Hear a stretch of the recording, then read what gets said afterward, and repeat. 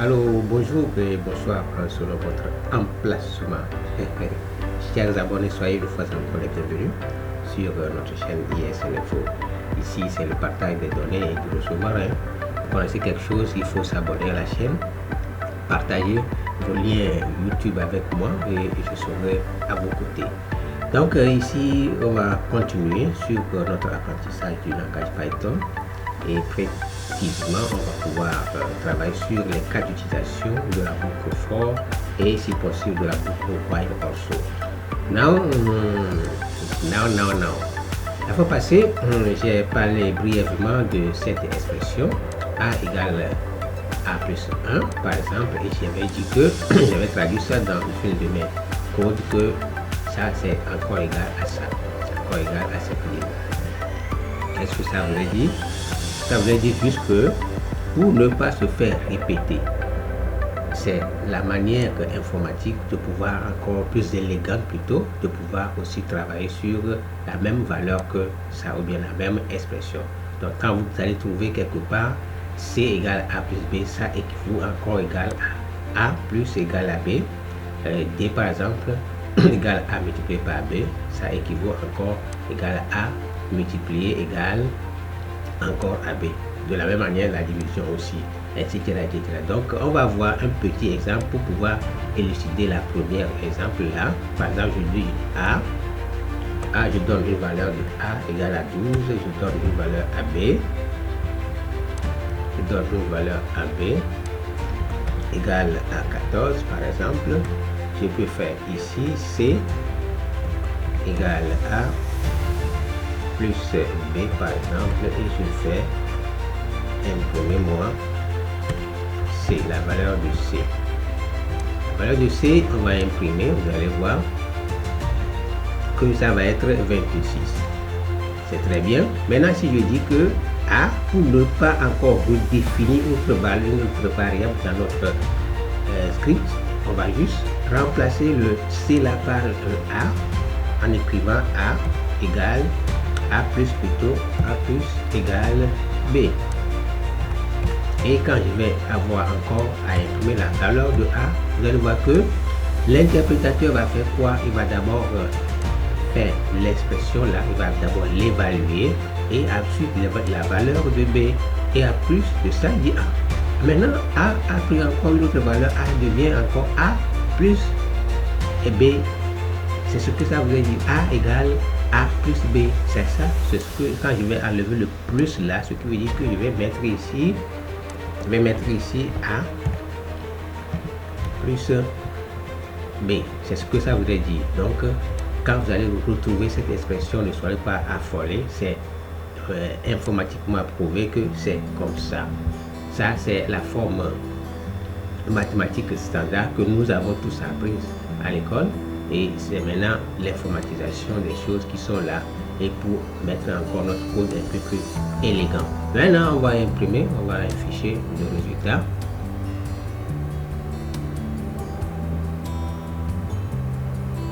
Et voyons, nous avons notre résultat qui est égal à 26. Donc, ne soyez pas affolés quand vous allez pouvoir trouver ces expressions dans les codes sources. Donc là, maintenant, on revient sur notre histoire du jour.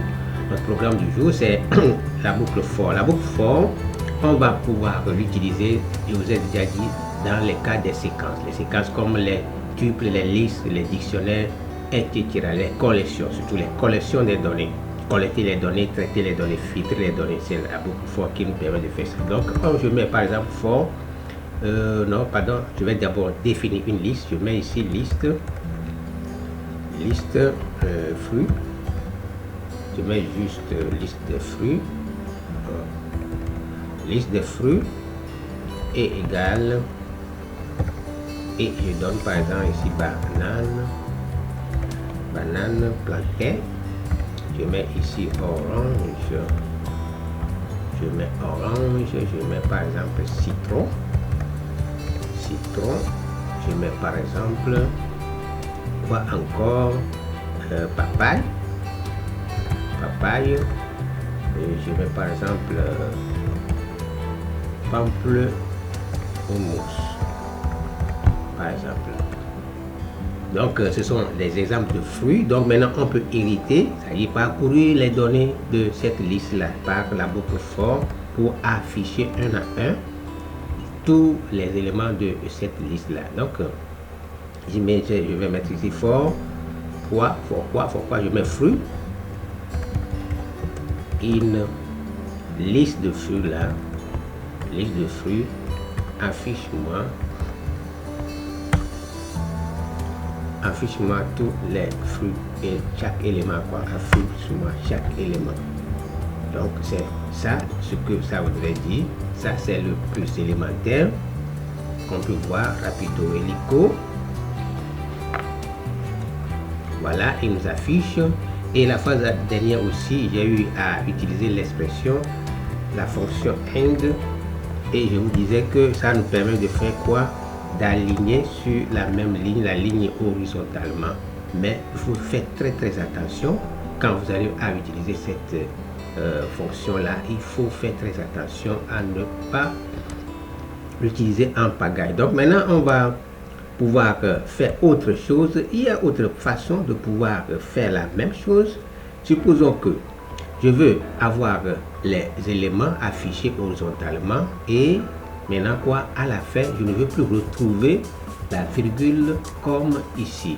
Je ne veux plus retrouver la virgule comme ici. Normalement c'est la fin de la ligne, donc la fin de la liste, donc ça ne va plus avoir, ce qui veut dire que ça ne va plus avoir la virgule là, ce qui veut dire que normalement ça va être point ou bien fini.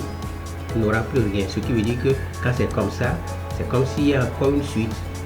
C'est ce que ça voudrait dire.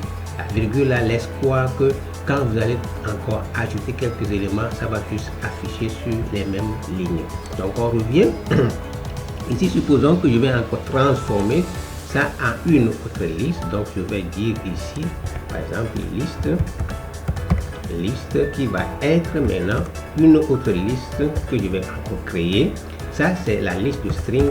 Surtout utiliser str là pour pouvoir convertir votre liste préalable, quels que soient les types que vous avez utilisés, si ce sont les caractères, les entiers ou bien les flottes.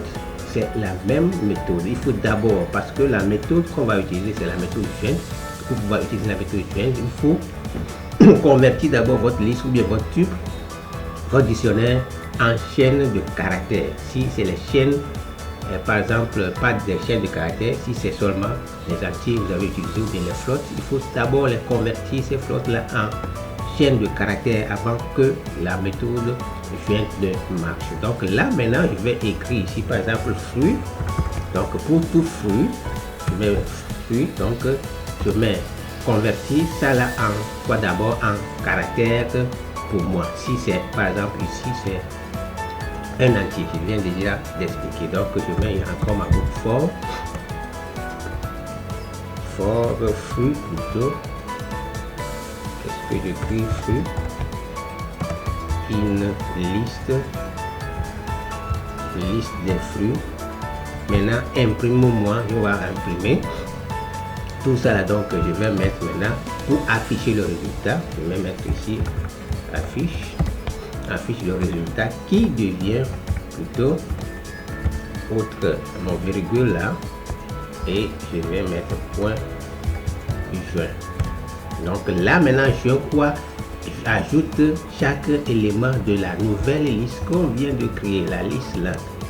Donc je la place ici. Donc liste qui est là. Donc c'est comme ça qu'on va pouvoir l'utiliser. Et maintenant à l'écran je vais juste appeler imprime-moi par exemple quoi, liste affiche plutôt, affiche finalement le résultat. Vous avez vu? Donc on relance le script tranquille pilou. Et vous avez vu qu'il a affiché encore à la même ligne, mais à la fin il n'a pas ajouté la virgule. Ce qui veut dire que c'est joint qui va nous permettre d'enlever la virgule à la fin. Mais aussi, sachant que nous avons déjà utilisé ça, nous ne pouvons pas distinguer cette fois-ci la méthode là de celle-ci. C'est-à-dire la vraie raison de cet affichage est celle-ci. Et donc là, il faut faire très attention quand vous allez utiliser end. Sachez que tous les résultats précédents, bien qu'ils vont pouvoir suivre vont juste pouvoir s'afficher sur la même ligne. Donc on ne veut pas ça, donc on va enlever tranquille plus lourd. Et pour différencier ceci, je vais mettre juste un autre print à la ligne ici pour même revenir à la ligne. Donc on relance pour mettre la différence entre les deux. Et voilà, nous avons notre différence. Il y a l'autre premier et maintenant l'autre premier sur la même liste, la même ligne. Donc là, on va, si c'est cette méthode qui est plus élégante, donc nous allons pouvoir faire quoi? Ça là, la boucle intermédiaire, nous n'avons plus besoin, donc on enlève et vous allez voir que notre code maintenant est plus joli et structuré et lisible. Très simple, donc on relance pour afficher. Et voilà, nous avons un bon résultat très lisible pour les yeux. Donc là, c'est un cas d'utilisation. Supposons que nous avons une base de données. Le cas d'utilisation, par exemple, le cas de base de données, par exemple. Là, par exemple, c'est une sélection des données qu'on va pouvoir afficher à l'écran et maintenant parcourir un à un ou bien travailler sur une colonne de cette donnée là. Donc là, je crée par exemple une liste data. Donc data, je fais juste fact, mon facture, je mets facture et la facture là, sur la facture là, les lignes de facture. Donc ça devient une autre liste que je vais créer. Et vous savez que en base de données sur Java ou bien tout élément sur Python, quoi que ce soit, c'est dans les listes de lignes qu'on va pouvoir traiter. Donc une liste, il y a d'abord l'identité, ID, donc on met ID, on donne par exemple égal à 1 et on donne par exemple le nom de l'élément en question. Je peux mettre ici le produit, je vais mettre produit et on donne le nom du produit qui est par exemple clavier et je donne ici le prix du clavier qui va être égal par exemple à 5500. D'accord, je mets virgule et là maintenant on va dupliquer. Et là maintenant je vais donner ici 2, ici 3, ici 4 et clavier, on a clavier, on peut encore ajouter ici souris,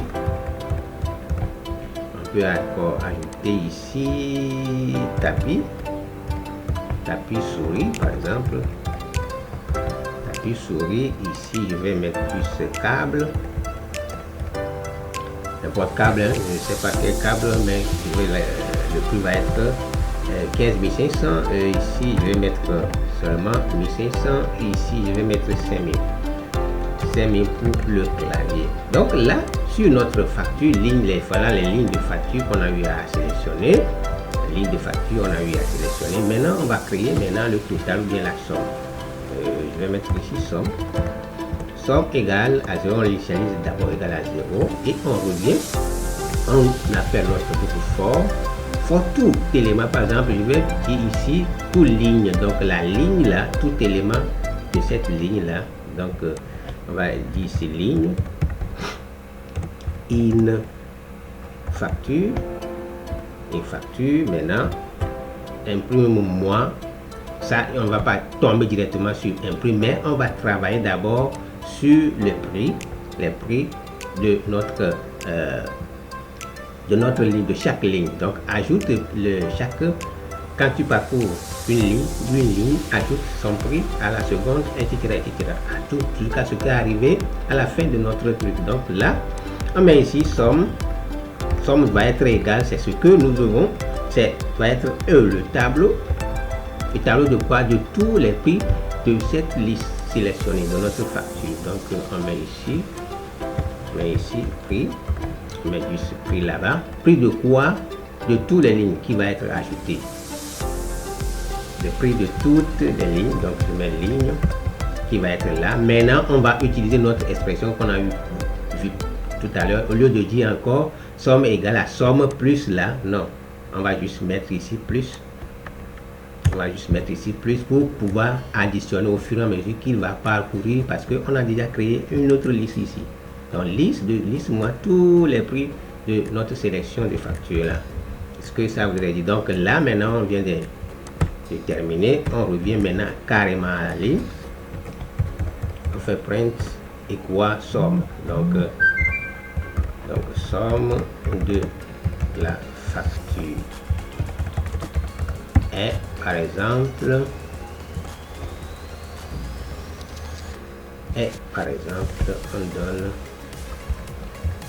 on donne ici quoi somme, d'accord, et on fait tranquille. On va revoir ici qu'est-ce qui est là aussi. On va séparer un peu. On va séparer ici avec un autre print pour voir la différence. Bon, je vais juste mettre OK. Donc on a ici séparé ici, et maintenant on relance notre script et vous avez vu que il vient de faire quoi? De faire la somme totale de toutes les lignes de notre facture. Vous voyez, non? C'est très simple, très pratique. Ça c'est un cas d'utilisation quand vous voulez faire une facture, la sommation, bien fait somme, la somme des lignes sélectionnées dans une base de données par exemple. C'est comme ça. Et d'ailleurs, pour pouvoir faire les factures, c'est sur une base de données que vous allez pouvoir travailler. C'est comme ça. Donc là, ça c'est le cas de truc là, de notre utilisation pour pouvoir travailler sur une base de données. Maintenant, on va voir quel cas encore. Par exemple, on va voir le cas d'un dictionnaire. Par exemple, je mets ici cas de dictionnaire. D'accord, le cas d'un dictionnaire, nous avons dit que dans un dictionnaire, il faut quoi? Il faut une valeur clé. Donc, je mets ici, par exemple, le dictionnaire, je veux, par exemple, représenter une personne. Donc, personne. Je mets la personne qui est égale à notre dictionnaire. Et alors, on avait dit, chaque dictionnaire, il y a une valeur et une clé. Donc, je mets, par exemple, le nom de la personne et deux points. La valeur, ça fait Raymond. Je prends Raymond lui-même. Et ici, je vais faire encore quoi? Ici, on peut toutefois enlever la virgule là, parce que comme si ça encore suivi, il n'y a pas de problème. Il ignore quand même la virgule qui est là, il n'y a pas de problème. Donc là maintenant on revient ici, on fait par exemple téléphone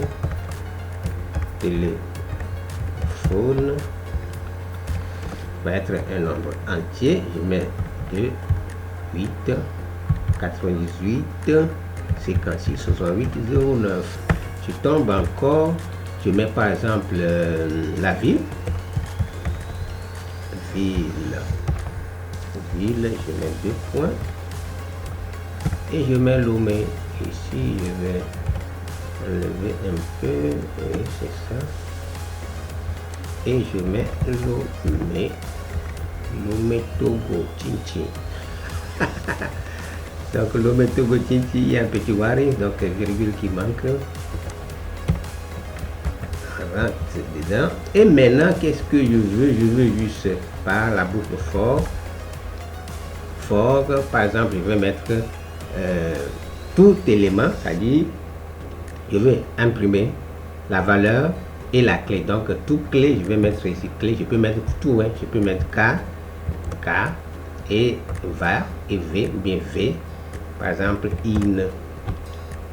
Donc je mets in, par exemple ma personne là, la personne que je vais imprimer. Donc imprime-moi tout l'élément. On a déjà vu ça, item, c'est ça qui va pouvoir venir. Donc tout l'élément avec son ID ou bien la clé avec sa valeur. Donc imprime-moi ça. C'est une façon encore très simple de pouvoir utiliser, donc je vais mettre K et je vais mettre ici à correspondance à la valeur V. Je peux mettre n'importe quel nom ici, je peux mettre concours, je peux mettre Toto, et ici je peux mettre tout V, va, via, et ça va pouvoir marcher. Donc c'est tout. Et on va imprimer, on va afficher le résultat à l'écran. Et pour différencier, je vais encore mettre une ligne, une autre ligne là. Je relance pour différencier les lignes par ligne. Vous voyez, il nous a maintenant affiché ça. Donc normalement, ce n'est pas les égales avec flèche là, mais on peut toutefois utiliser 2 points pour aller plus rapide et pour rendre encore plus joli, 2 points seulement pour rendre encore plus joli l'affichage. Donc on reprend et vous avez vu le résultat. Donc c'est comme ça que ça va s'afficher sur les factures. Nous avons la facture avec le montant et ici nous avons le nom de la personne qui a payé. C'est vraiment qui a payé la facture là. Donc maintenant on a déjà vu ça, il faut qu'on revoie encore quelque chose que j'ai mis ici. Par exemple range. Donc c'est sur un intervalle donné, on va pouvoir utiliser ça. Donc je vais mettre ici, K de range. Range c'est très si simple. Par exemple, je prends juste une variable A que je vais initialiser à 0. D'accord? Et je vais dire que for A, pour tout A appartenant in range, c'est-à-dire à l'intervalle, je vais encore préciser, à l'intervalle par exemple 0, je peux dire 0 à 12.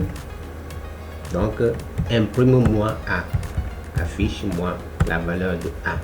Là, qu'est-ce qui va se passer? Il va juste imprimer tous les éléments à partir de 0. Parce que ici, j'ai précisé égal à 0. Je peux même initialiser à 0 ou soit partir directement à partir d'ici. Quitte à partir de 0 et affiche tous les éléments appartenant à ça. Donc là, je vais juste imprimer. Et vous allez voir qu'il va imprimer jusqu'à 11 tous les éléments. Supposons que nous voulons juste imprimer les éléments pairs. Les éléments pairs, donc je vais dire que OK, A est égal à 0. Maintenant, saute 2 à 2, ajoute 2 à 2. Donc il va partir de 0. 0 n'est pas un nombre premier quand même, mais on va partir de 0 et ajouter 2 à 2. Donc tous les éléments qui vont appartenir à ça, vous allez pouvoir voir que, oh putain, je vais pouvoir ajouter ici 2. Je n'ai pas encore ajouté. Il va juste afficher encore la même chose. Je vais mettre ici 2. Donc c'est comme ça. Et on attend le résultat. Et vous avez vu qu'il a commencé 0, 2, 4, 6, 8, 10 et il s'arrête. Le reste ne peut pas imprimer parce que il n'y a plus un ajustis va ajouter. L'intervalle a été arrêté, ouvert sur 12. Donc 12 ne fait pas partie. Donc maintenant, si je veux dire que imprime seulement les nombres impairs, c'est aussi la possibilité. Je change seulement l'initiale égale à 1. L'initiale valeur là égale à 1. Et vous allez voir qu'il va juste partir de 2, 2, 2, 1, 2, 2, 2, 1 et imprimer tout. Donc parce que à partir de 1, il va ajouter 2 et à partir de 3, il va ajouter 2, à partir de 5, etc. Vous avez vu qu'il essaie encore arrêter à 11 et vous allez constater que ce sont les nombres impairs qui sont déjà imprimés ici. Donc c'est une manière de pouvoir utiliser la boucle for. Et là on tombe sur quoi? On va travailler sur énumérer. Énumérer aussi, on va juste reprendre notre exemple de liste de fruits là et travailler sur énumérer. Énumérer, ça nous permet de faire quoi? De retrouver l'index de chaque élément d'une liste, d'un tuple, d'un dictionnaire. Donc je vais juste faire ici Je vais juste faire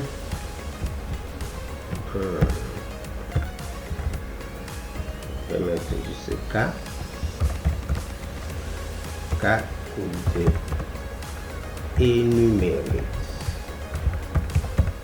énumérate. Vas-y. Ok, énumérate. On a énumérate qui est là. Je vais juste faire ici for je peux dire item, encore item in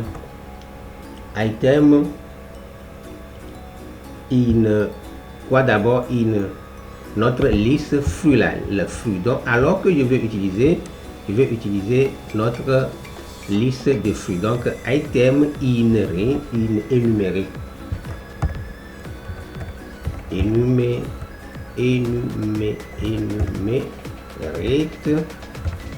les éléments de liste de fruits. Donc là je vais maintenant ici imprimer quoi, maintenant imprimer notre valeur. Ici il reste quelque chose, je veux juste le item et quoi, je veux aussi imprimer quoi, je vais mettre virgule ici, je vais mettre ici index, parce que index de ça et de ça. Donc de ça, chaque élément index prend l'index et ajoute son élément. Élément là, ça veut dire index plutôt, veut dire ici élément de toute notre liste, première liste qu'on a eu à créer. On peut soit itérer sur ça, mais je préfère aussi ça, c'est la même chose. Donc je vais revenir en bas et donc je vais dire ici index.